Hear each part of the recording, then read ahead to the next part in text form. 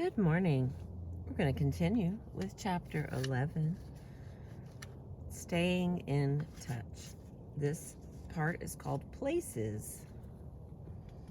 Places have special significance for many of us.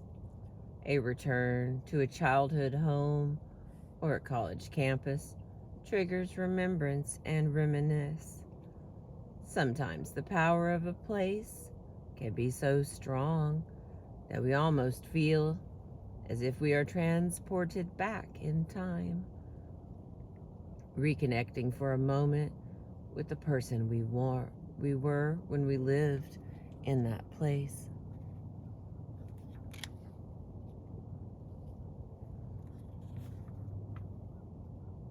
A particular place may provide special comfort.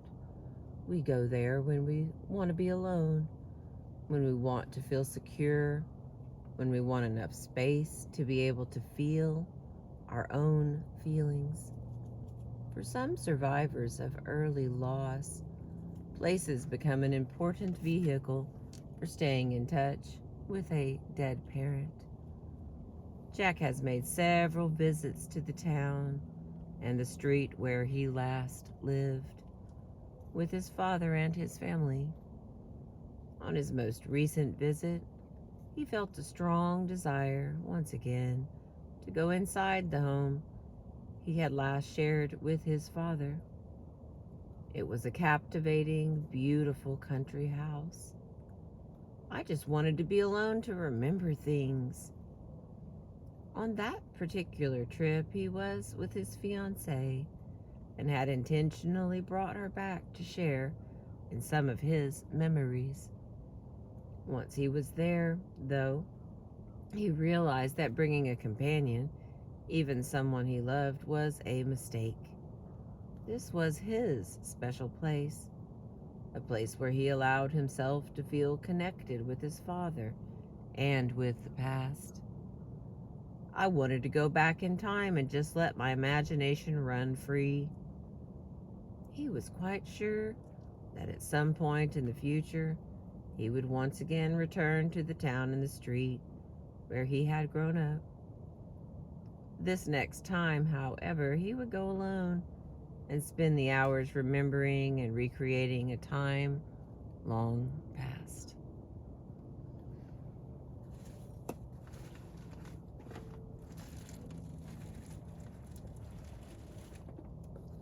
For Rachel, whose father's early death left her with a neglectful mother, the attic of her family home had become, for years, a place of comfort and safety. Our house had an attic that was as big as the whole floor of the house. It was a 13-room Victorian house, and up in the attic, nothing had been thrown out from the time our family had lived there. My father's first school book from first grade was there, the toys he played with as a boy. His saddle was on the rafter. Everything.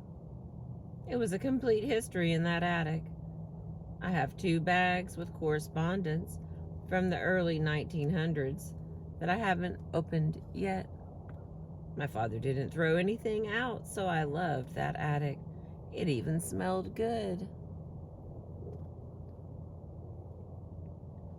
When she was a girl, Rachel remembers, she spent hours in the attic. It was as if she were visiting with her father when she would go up there to play. I would always find something I hadn't found before. One day I picked up his diary and turned to the page with the day of my birth. There I was. Wait, time of birth. That was the beginning of me. For years, Rachel's relationship with her father existed only in the attic, which was her special place, her emotional playground.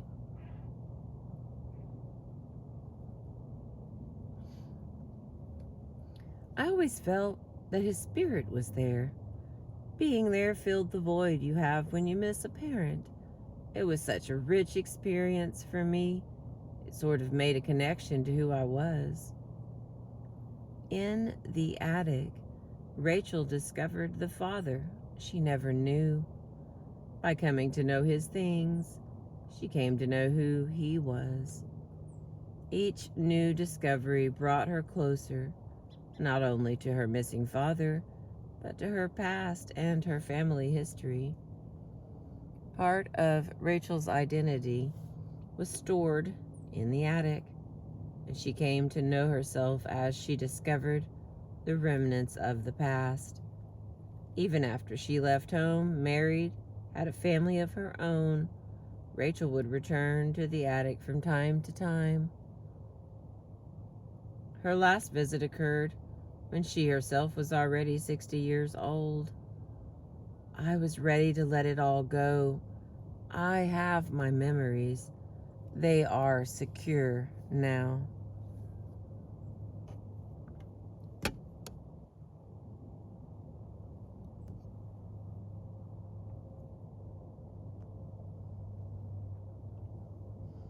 Can't tell if it's better to be zoomed in because there's still so much sky that's not in the picture.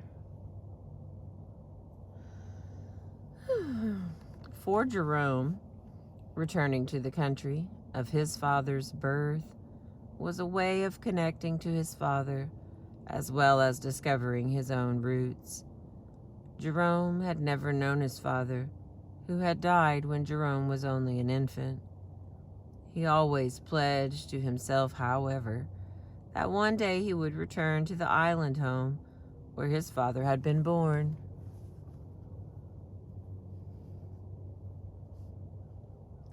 When he was 40, Jerome finally fulfilled his boyhood pledge. He says, "Going back to his home was one of the best things that has ever happened to me. It was important to realize this was his hometown. This was where he was from. This was where he was born and raised. It gave me a kinship that I had been looking for, putting me in touch with him and with my own roots." Jerome remembers his own joy at seeing street signs labeled with his family name, a foreign-sounding name that only belonged to him as he was growing up. At last he could see that there were others from his same clan. As I walked around, I kept saying, "These are my roots. This is my daddy's home. This is part of my bloodline right here." Being there put me in touch with a part of him that I had never had, something I had always sought and finally obtained. When a parent dies very young, a child loses not only the connection to that particular parent, but also a connection to the past, to the generations who have gone before. The parent who might have served as a link between past and present is not there. There is no one to tell stories about generations and times long gone. Often other members of that side of the family retreat over time, so there are even fewer sources of connection to the past. Jerome needed to reconnect with his father in order to reconnect to his own heritage. For Jerome, staying in touch with his father meant discovering who he himself was. A number of people with whom I spoke who had lost parents when they were young embarked on personal quests to discover their family genealogy. They wanted to trace their roots into the distant past. These attempts at connection seemed especially important and linked to their more personal feelings of not being connected to the parent who had died. As we get older and begin to contemplate our own mortality, many of us want to understand our origins. Where did we come from? Who were our ancestors? If we are lucky and they are still living, we can answer these questions by simply turning to our parents and asking. We do not need to call distant relatives or make a trip to the town hall. Our parents are our resident historians. If they have died young or our search for roots, more important because we know so little, is also more difficult. And the next section is culturally sanctioned rituals. I don't know why I said it weird. It is always easier to feel comfortable with rituals of connection when they are sanctioned by one's culture and shared by one's community. In the United States, periodic visits to the cemetery to honor the dead are as close as we come to culturally sanctioned rituals for maintaining connection. Regrettably for many, cemetery visits are awkward, brief, and perfunctory, with the family going for only a few minutes, saying a prayer, dropping off flowers, and quickly returning home. Child expert Etta LaShawn describes the cemetery ritual in which she participated 1 year after the death of a father. The family went to the cemetery together and read a letter they had composed to their dad. The letter updated him on what had happened in the past year. It also included declarations of how much the family missed him. The ritual concluded with one of the daughters doing a cartwheel on her father's grave. Her father had always loved watching her do cartwheels, and she did one for him on this day of remembrance. Her ability to do the cartwheel was also a way for her and her family to let their dad know that they were still able to feel joy in their lives. One of the women with whom I spoke also found a way to make the cemetery ritual more personal and meaningful.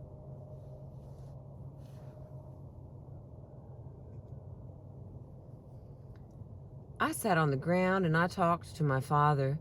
Then I left one of my business cards with him. I found a place where the stones meet, a place where I could squeeze the card in. I just wanted to tell him who I was. Is everything okay, little doggy? I see you're uncomfortable. Other cultures have more sanctioned and established rituals for staying connected to the dead than we do in the United States. In Mexico, All Saints' Day is a recognized time for honoring the deceased. It is also a time for gift exchange and family reunions. Excuse me. When family members gather, they bring food to symbolically feed and honor the dead. The day becomes a way of staying in connection with those who are gone, and also a way of reaffirming the continuity of the community. Buddhist and Shinto traditions in the Far East provide a wonderful example of a culturally sanctioned way to honor and maintain connection with the dead. Homes often contain an altar honoring a deceased family member. There may be a photo of the deceased along with an urn that contains funeral ashes. At any time, not only on a holiday or an anniversary, family members may make offerings to the dead ancestor and go to the altar asking advice and counsel. The dead relative may be cherished, idealized, or even berated, but the connection is never broken with the past. In his research, Robert Lifton was especially impressed with the concept of Chinchon, which means consolation of souls, and is derived from Shinto's religious practices in Japan. Shingon refers, I'm going to spell that Chinkon. I guess it could be Shingon. Shingon. Refers to a ceremony designed to bring repose to a soul that is hovering in limbo between life and death. It requires an atmosphere of respect and love toward the dead, a gentle presence that combines continued connection with peaceful separation. Lifton tells the story of a writer who survived the bombings and who used his writing about the tragedy as a way of maintaining a connection with the dead. Writing became a perfect metaphor for involvement at a distance. The writer must be connected to his material, but he cannot become lost in that material. The craft of writing allowed this one mourner to stay in touch while keeping a respectful distance.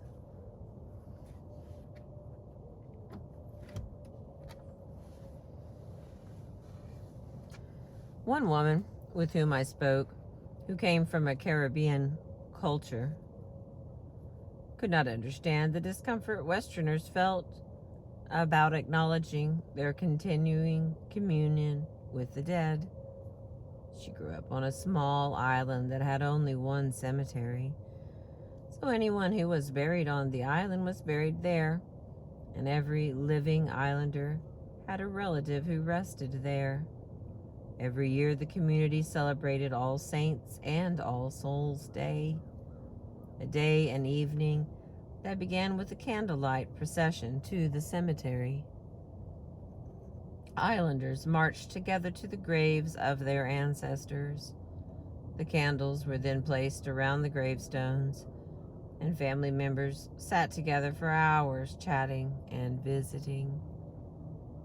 Everyone in the community was there. It was a great socializing event.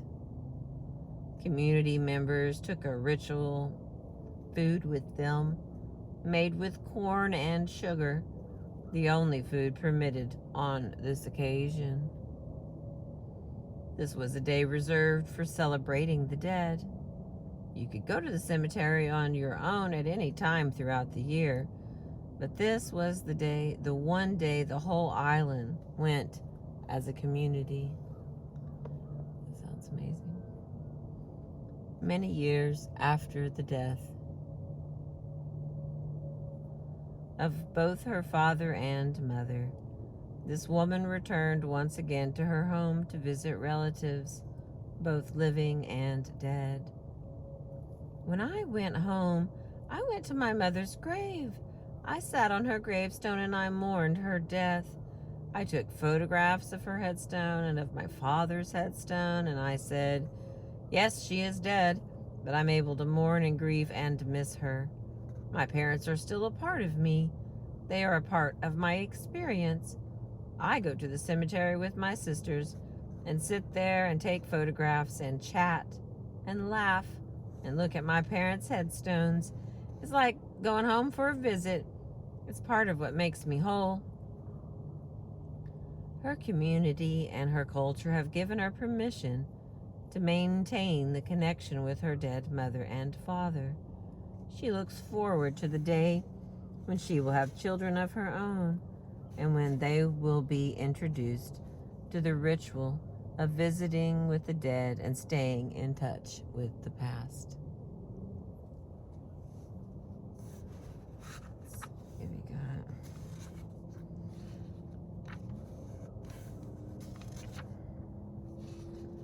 Okay, this is Jason's story. I know it's going to extend the time on this video, but I'm gonna squeeze it in here. Jason's story.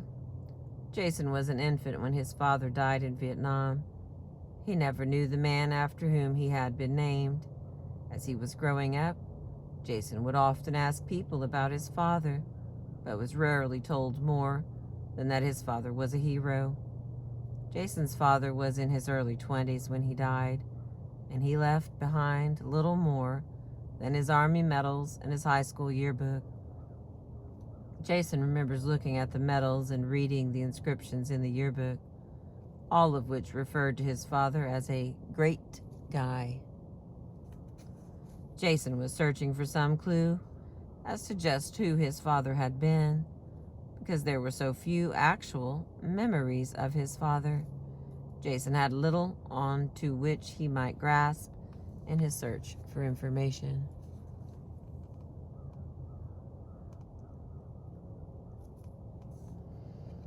When he himself was in his early 20s, Jason was introduced to a group called Sons and Daughters. The group formed after the dedication of the Vietnam War Memorial in Washington, D.C., and it consisted of young men and women who had lost parents during the Vietnam War. Jason felt an instant bond with many of these people. "I feel like I have known them my whole life. It's amazing how much we can share." At last, Jason had found a community of mourners, other young men and women who knew as little about their fathers as he knew about his own, young men and women who had grown up with the same longing and the same questions. The common bond that we all seemed to share was that we didn't talk about the death. It was a relief for me to hear from other people that my family wasn't odd. Nobody's family talked about the war or the deaths.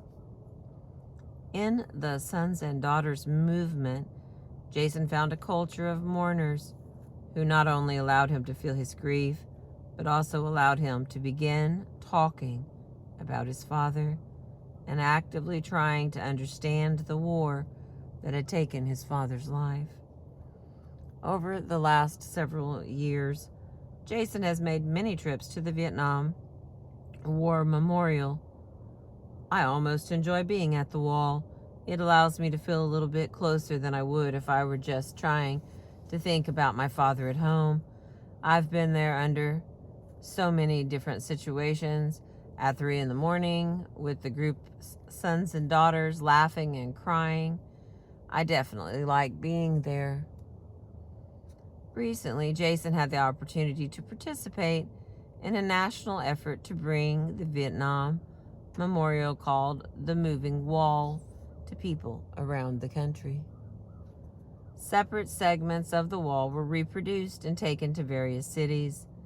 Jason decided to be a volunteer when the moving wall came to his hometown. He made contact with the organizers of the event that was to take place in the town where both he and his father had grown up. He participated in the ritual of 24-hour name reading and was allowed to read the name of his father. He remembers one man in particular who came up to greet him with tears in his eyes. Jason looked so much like his own father, who had been a friend of this man's. Many people came up to Jason during the ceremony to tell him stories about his father. He learned things about his father that he had not known and had a sense of the world in which his father had grown up. During his visit home, his mother also shared with him the over 200 letters his father had written home from his tour in Vietnam. Jason used these letters to acquaint himself further with the man who had been his father. Although he has spent many hours volunteering to help families at the wall, Jason remembers one ritual in particular that was especially moving for him and that made him feel as if he was in touch with the spirit of his father. A group of young men and women who had gathered at the wall for a holiday name-reading ceremony. Jason remembers one man who introduced himself as being from out of town. This man knew that his father's name would not be read until the middle of the night, and he suggested that the group go out for dinner. They all agreed that they would like to go and eat Vietnamese food, and as they sat around the table eating food from far away, and drinking the Vietnamese beer their fathers must have enjoyed. They felt closer to the men who had died long ago and far away. After their meal, which felt as much like a ceremony as a dinner, they went back to the monument and waited for the man's father's name to be read.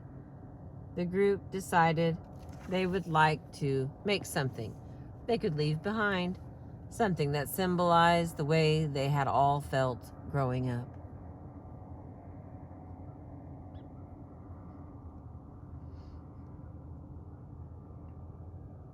They stopped in a store and bought a box of toy logs that could be used to construct a small cabin.